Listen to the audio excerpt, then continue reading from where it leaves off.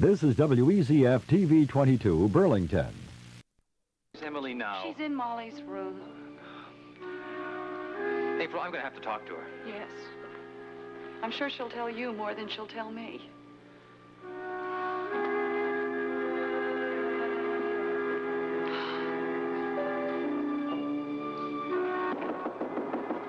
Come in. Draper. Mr. Scott. Emily, I heard about your escape at the hospital. That was a very foolish thing to do. Dr. Barnes is very upset with you.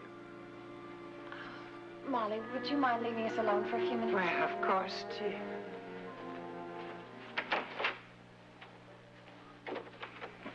Emily, you just can't walk out of a hospital that way. You were there to be helped. A lot of people wanted to help make you well again, and... But I am well, Draper. But you have to go back. Emily, if you're well, they are not going to keep you there. But you can't just choose to discontinue your treatment by yourself. But I had to leave. I had to be with you. Emily, your treatment has nothing to do with me anymore. It has everything to do with you. I had to tell you my wonderful news. Our wonderful news. I'm pregnant, Draper. I'm going to have your baby.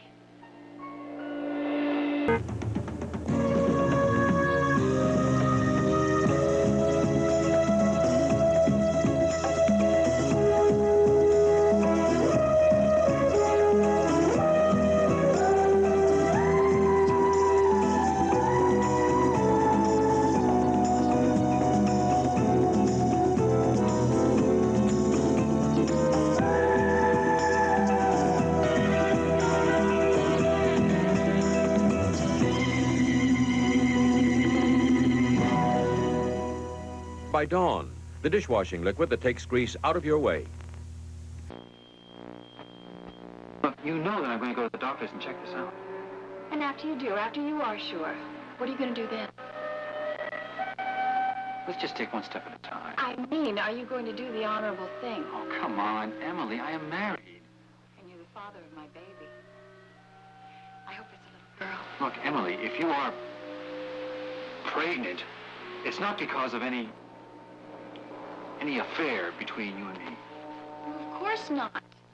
I don't feel the least bit shamed by any of this, and neither should you. I was your wife for 6 wonderful months. In every way.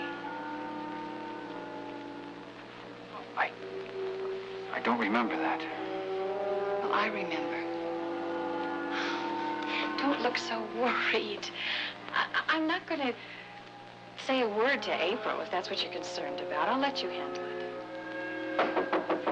Emily, it's April. You just tell her in your own way, in your own good time. Come on in, April. Hi. I was just wondering how you're feeling. Oh, I'm feeling better now. Much, much better. Yeah, I'm fine, honey. Molly wanted to know if you wanted something to eat. You must be starved. Oh, that would be lovely. I've had such an appetite lately. Some days I'm absolutely ravenous. Look, why don't I go down and tell Molly? Excuse me. Well, you certainly seem in better spirits. April, you're not happy I'm here, are you? I didn't say that. I was wrong to just turn up unannounced. Well, it was quite a surprise. And I frightened you. I'm sorry about that. I never intended to. There was just no place else for me to go. I understand that, Emily, especially considering Molly is living with us. And I hope you and I are still friends. Well, I've tried to be, but you certainly haven't made it easy. I know I said some awful things to you in the hospital, and I don't blame you if you hate me. Well, I don't. I know you weren't well then. I just didn't have control of myself. I said some things I didn't mean. Oh, then you didn't mean it when you said that you felt you had just as much right to call Draper your husband as I do. I'm back in the real world now, April. I have control of myself. I know exactly where I stand. Well, I'm glad to hear that. And I want so much for us to be friends. So please don't hold a grudge against me. I won't. Here we are, some nice hot Molly. soup and a sandwich thank for you. you. Let me take it. Oh, I'm so glad to know that you're feeling better. Well, how could I help it? All these friendly faces, I haven't had them around in quite some time. Emily, the doctors at Monticello General have been very concerned about you. I'm sure they still are, probably more so than ever. Oh, yes. You know, Emily, we really do have to talk about what you're going to do now. Well, I'm not going back to the hospital. There's simply no need to. You do understand that you can't stay here. It isn't practical. The hospital is just too depressing. I'll get worse there instead of better. I'll sleep out in the streets if I have to. No one is kicking you out. Then you don't mind if I stay here for a little while? You can stay here tonight. And we'll worry about tomorrow. Tomorrow. Oh, April, that's so kind of you. I don't know how I'll ever thank you. I want to help you, Emily. And as you've said, you really don't have any place to go right now, do you?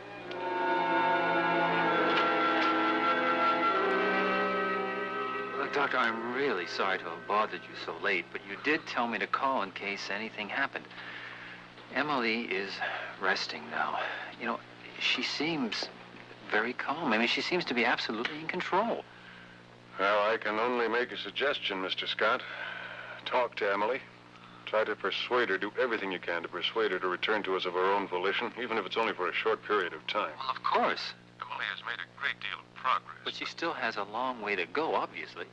Emily's emotional health hangs in a very delicate balance at this point. Any great degree of stress or upset could cause her to regress. I can't even rule out a total relapse. Well, I'll do whatever I can, Doctor.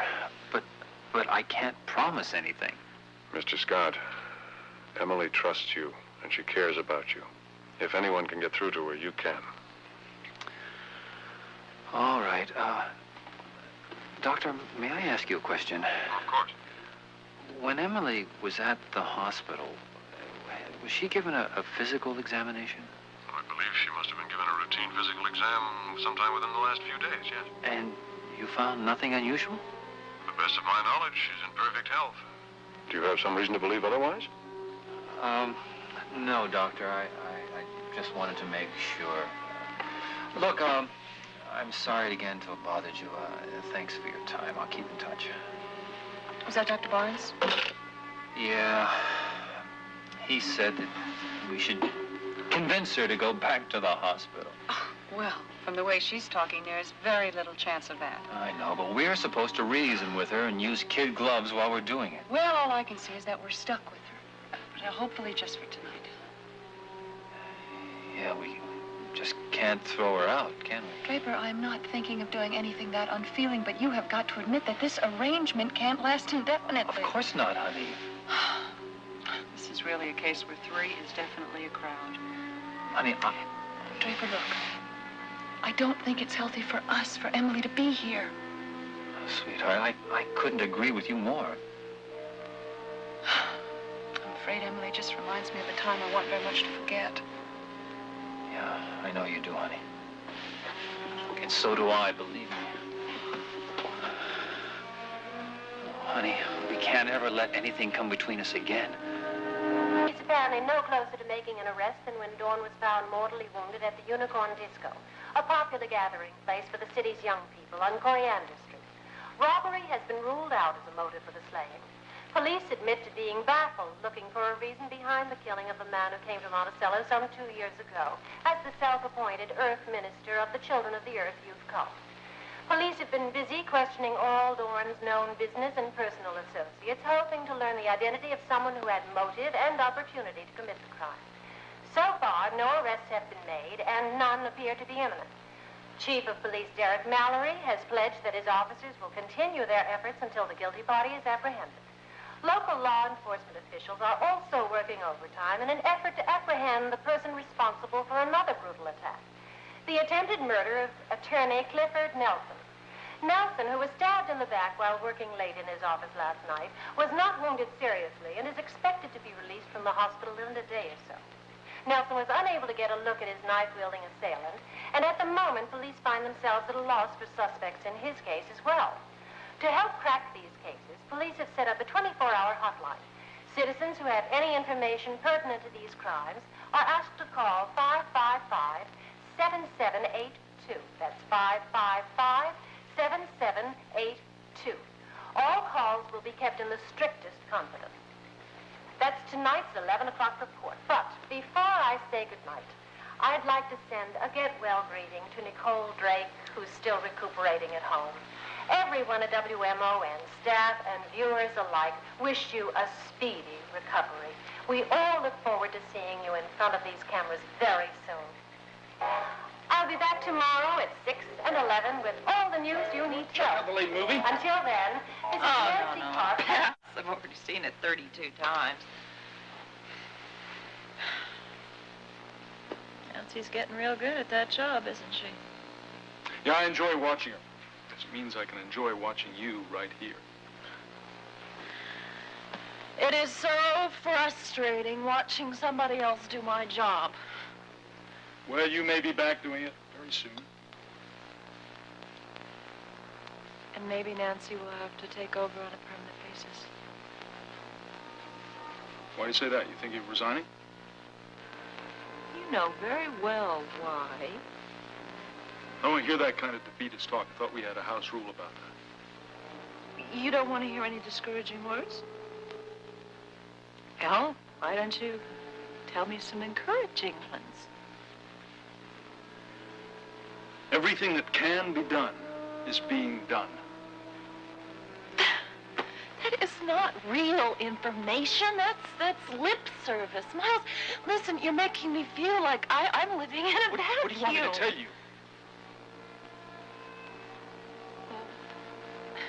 What's my white cell count? How are my platelets doing? Your chart is at the hospital.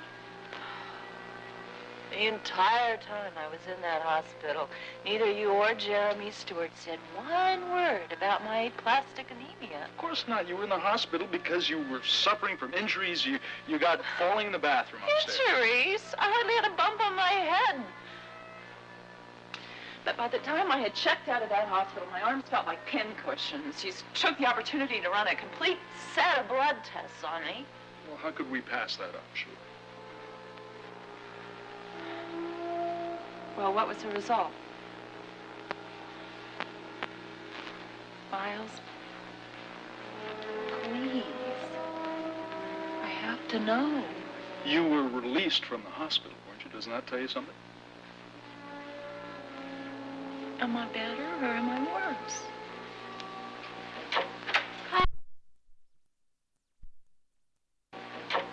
Hi, everybody. Hi, Jody. How are you? Tired. I thought you two would be in bed already. No, not yet.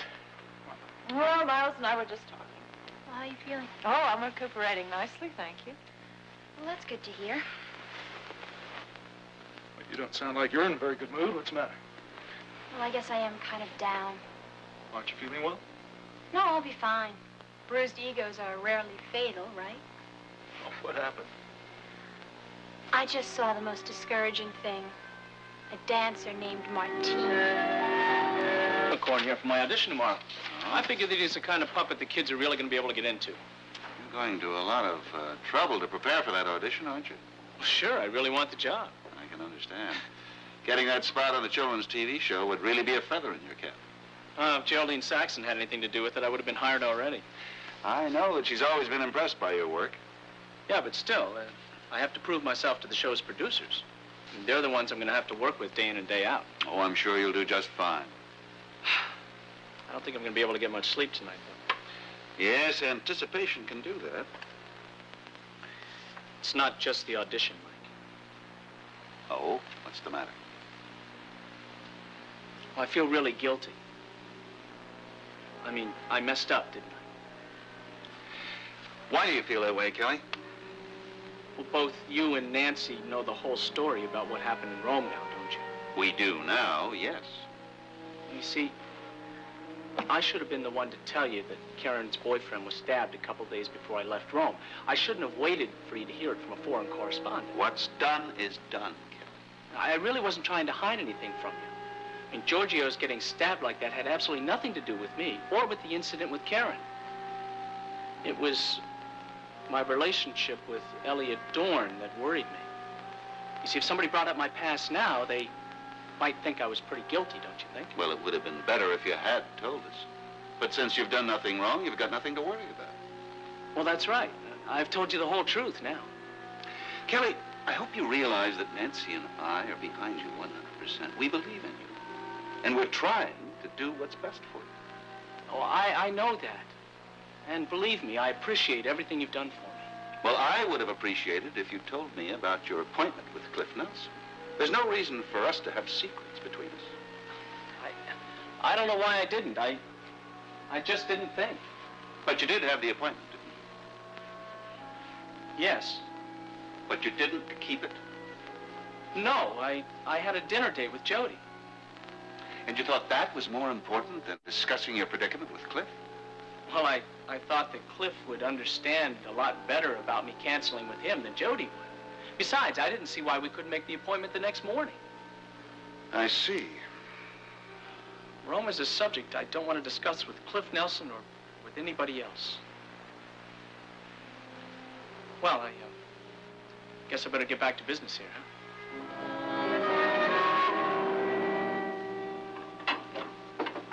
Come in. Geraldine, here's the air show script for the files. Okay, you look as if you're getting ready for a hasty exit. My dear girl, there is a nice, comfortable mattress and a soft pillow awaiting this tired station manager, and I intend to take advantage of them as soon as possible. Very good. Geraldine, I hope that everything is going all right. You know, when that tally light went off, I had a hard time figuring out which camera was on. Oh, you handled it like the trooper you are. Well, I'm trying. You're doing a wonderful job. We owe you a great debt of thanks. Well, thank you very much for those kind words. But do you know what would make me really feel very good? To be at home in the evenings watching Nicole deliver the news. Well, I wish I could give you some idea of how long we'll need you here, but every time I ask Nicole about her return, she just gets very evasive. Well, don't worry about that, because I'll be available as long as you need me, okay? Thanks, Nancy. It takes a great load off my shoulders knowing that I have someone to rely on like you. Well, as a matter of fact, with the way things are going, it might not be long before the Carr family has a vested interest in WMON. What do you mean by that? Well, you did interview my nephew earlier for a part on that new children's show. Oh, yes, of course. We had a very delightful conversation. You know, I find Kelly a really charming young man. May I ask you, what are his chances? Oh, well, I have great hopes for him. He is a very talented puppeteer. He has very refreshing ideas. Although I had no idea that he was as sensitive about viewing his own work. In what way? When I showed him those promos he made for us here a few months ago. Oh, yes, I saw them on the air. I thought they were very good. Well, there was one in particular that he didn't think was very good. Oh, you didn't like his performance? Let me run it for you. It's still on the tape machine.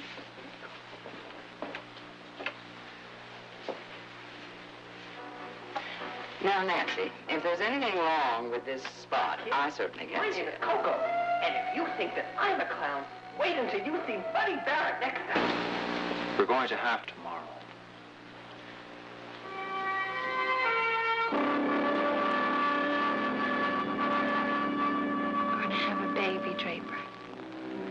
Our baby. Can't really call it a dinner party at all. Oh, it was nice. I didn't even miss Molly and her cooking. I wish you were here, though. That way you could have spent more time at the table and less time in the kitchen.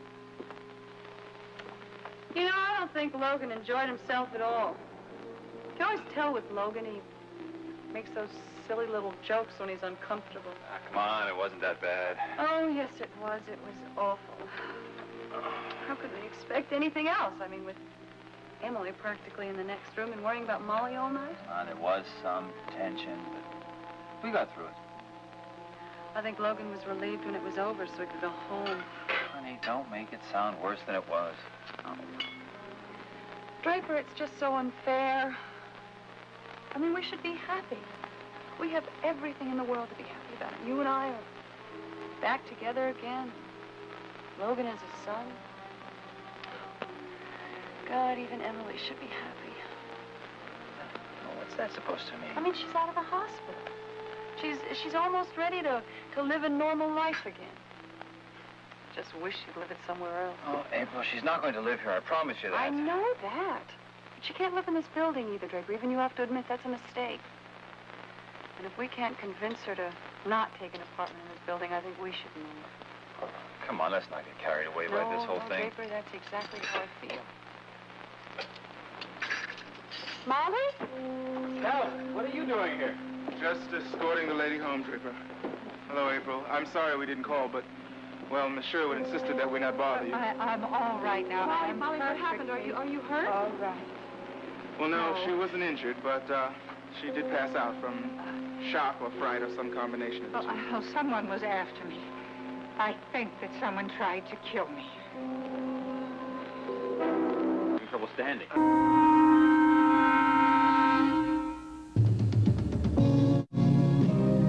Seems as though a harmony is hard to find. Always on my mind.